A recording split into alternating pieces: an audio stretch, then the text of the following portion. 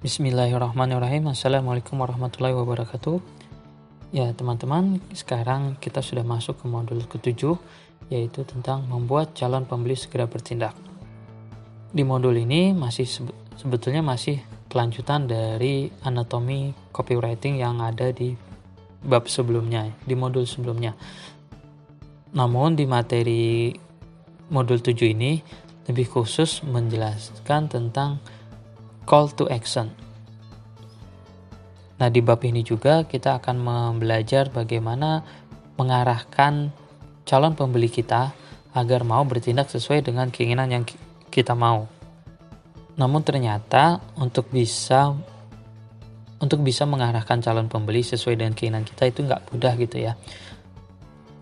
Karena tahu itu nggak mudah, tapi sayangnya banyak dari kita sangat berharap bahwa calon pembeli yang baru bertanya-tanya soal produk kita sangat berharap mereka segera cepat closing, cepat transfer, biar kita cepat dapat penghasilan.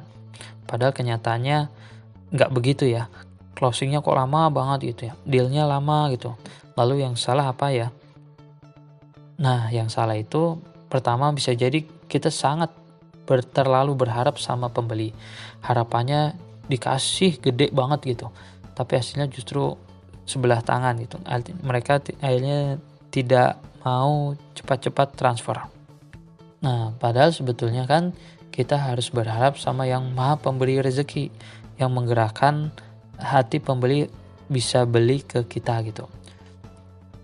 Karena dialah yang bisa membolak-balikan hati pembeli, apakah akan membeli kepada kita atau ke orang lain, apakah mau transfer sekarang atau nanti. Nah, itulah kesalahan kita gitu ya. Untuk pertama kali kita sangat berharap kepada calon pembeli. Nah, yang kedua adalah penjual itu belum dapat trust atau kepercayaan dari calon pembeli. Atau malah parahnya lagi nih, penjualnya malah belum dikenal. Kalau belum dikenal, bagaimana calon pembeli bisa percaya sama kita? Ya kan? Kecuali memang kalau kita jualannya di marketplace yang pembelinya tidak perlu dikenal terlebih dahulu gitu. Nah, tapi kalau jualannya di medsos, di Facebook, di Instagram, dan lainnya, itu nggak bisa seperti itu. Kita harus membangun kepercayaan calon pembeli kepada kita dulu. Ada penelitian juga yang bilang bahwa 8 dari 10 orang itu membeli kepada orang yang sudah dikenal. Nah, jadi coba kencengin interaksinya dulu biar dikenal, lalu bisa mendapatkan trust dari calon pembeli. Nah, kesalahan lainnya, kenapa pembeli tidak mau segera transfer, bisa juga karena cara mengarahkannya kita yang terburu-buru. Penjual kita itu nggak sabaran karena pengen segera cepat dapat transferan atau cepat closing, sehingga terkesan pembelinya disuruh-suruh gitu. Nah, kalau ini tentu nggak nyaman buat mereka ya. Karena nggak nyaman malah justru mereka akan pergi gitu. Jadinya yang rugi kita juga gitu. Nah, teman-teman perlu mengetahui juga ya, faktanya transaksi atau closingan itu nggak bisa terjadi secara instan. Ada alur yang mesti dilalui pembeli. Awalnya tahu, kemudian suka, cocok, yakin, butuh, lalu beli. Nah, untuk sampai beli ini, calon pembeli butuh banyak pertimbangan. Pertimbangan ini nggak hanya menyangkut soal logika, tapi juga psikologis atau emosi. Jadinya mereka kelamaan mikir untuk beli atau tidak. Nah, akhirnya karena lama memikirkan pertimbangan-pertimbangan, mereka lebih suka menunda untuk membelinya. Nah, disinilah peran copywriting untuk mendobrak pertimbangan-pertimbangan yang membuat calon pembeli lama untuk mutusin beli atau enggak. Nah, kita bisa pakai kata-kata hipnotis yang bisa menembus sisi emosi pembeli untuk segera transfer. Kata-katanya seperti misalnya, tahukah Anda, bayangkan, coba diingat-ingat, bagaimana jika, atau juga apa yang akan Anda lakukan bila. Selain itu, pernahkah Anda, sadarkah Anda, andaikan, dan sebagainya. Nah, kata-kata itu mengajak pembaca untuk ikut merasakan, mengalami, dan menggunakan apa yang kita arahkan. Jadi secara nggak langsung kita mencoba melibatkan emosi pembaca ke dalam copywriting yang kita buat. Dan umumnya copywriting yang melibatkan emosi itu lebih mudah diterima target market karena mereka merasa tidak seperti sedang dijualin gitu. Dan hasil dari penelitian juga ternyata 95% keputusan pembelian itu didorong oleh sisi emosi dibandingkan logika. Contohnya aja kalau kita melihat ada diskon besar-besaran atau ada cuci gudang, kemungkinan besar kita akan ikut dalam promo tersebut.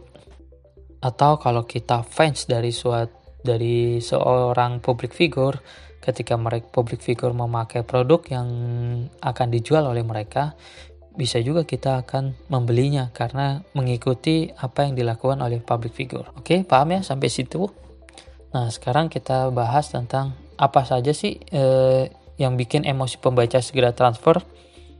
Nah, pertama adalah rasa penasaran atau curiosity. Sudah sewajarnya kali ya, atau memang secara naluriah ya. Karena sifat manusia yang seperti itu selalu ingin tahu atau kepo sama sesuatu yang baru, bersifat rahasia ataupun private, itu yang akan mengundang rasa penasaran. Nah, rasa penasaran itu juga sebagai bagian dari pemasaran. Contohnya rasa curiosity atau penasaran itu kita bisa tulis seperti ini.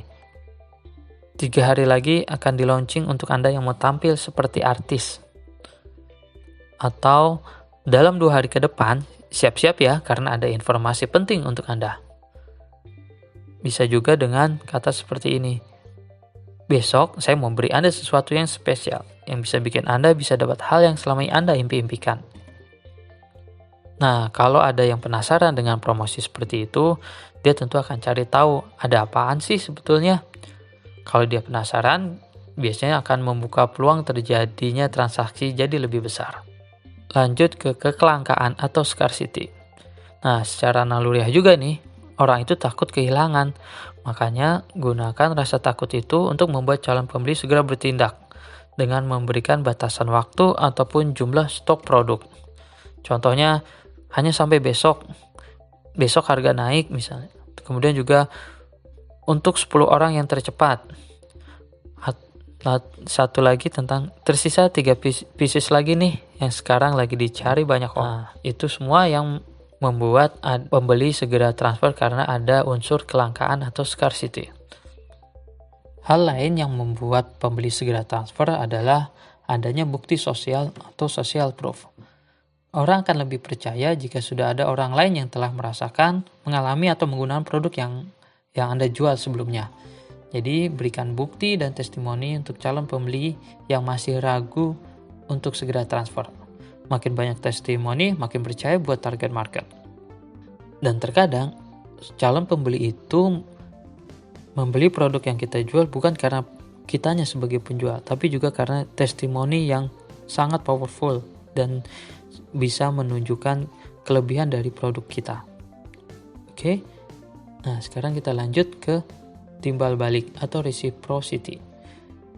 Timbal balik ini bisa juga untuk mendorong calon pembeli segera transfer. Prinsipnya, inti dari timbal balik ini sebetulnya kalau kita memberikan sesuatu pada orang lain, maka orang lain itu cenderung juga untuk memberikan balasan yang sama atau bahkan lebih baik dari yang kita berikan. Makanya terkadang orang membeli itu juga karena kita sudah memberikan sesuatu yang bermanfaat buat mereka. Kita bisa berikan bonus, hadiah, ilmu, atau lainnya sehingga closing itu bisa terjadi.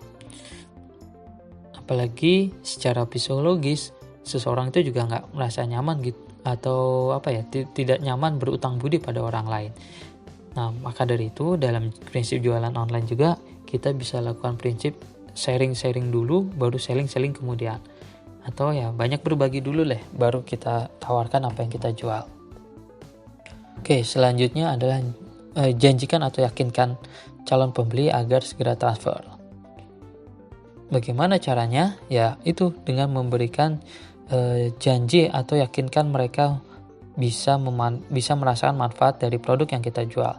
Nah, teman-teman bisa berikan garansi atau jaminan, bonus, layanan purna jual ataupun lainnya Ya, sehingga mereka bisa yakin dan mau segera transfer agar terjadi closingan. Nah, dengan begitu keraguan calon pembeli bisa hilang karena tawaran kita sulit untuk ditolak.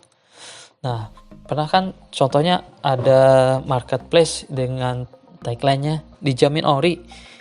Nah, itu dengan tagline seperti itu saja sudah bisa membuat calon pembeli yakin gitu bahwa barang yang dijual di marketplace tersebut sudah dijamin keasliannya. Oke, paham ya sampai sini? Dan terakhir, satu hal yang membuat pembeli segera transfer adalah endorse itu. Pengaruh, pengalaman, citra positif dari public figure, tokoh ahli atau influencer, brand ambassador, ya itu juga bisa mempengaruhi pembeli untuk melakukan transaksi. Nah, itulah beberapa hal yang membuat calon pembeli segera transfer. Nah, karena itu hal-hal tersebutlah yang harus kita tulis di dalam bagian akhir dari naskah iklan yang kita buat.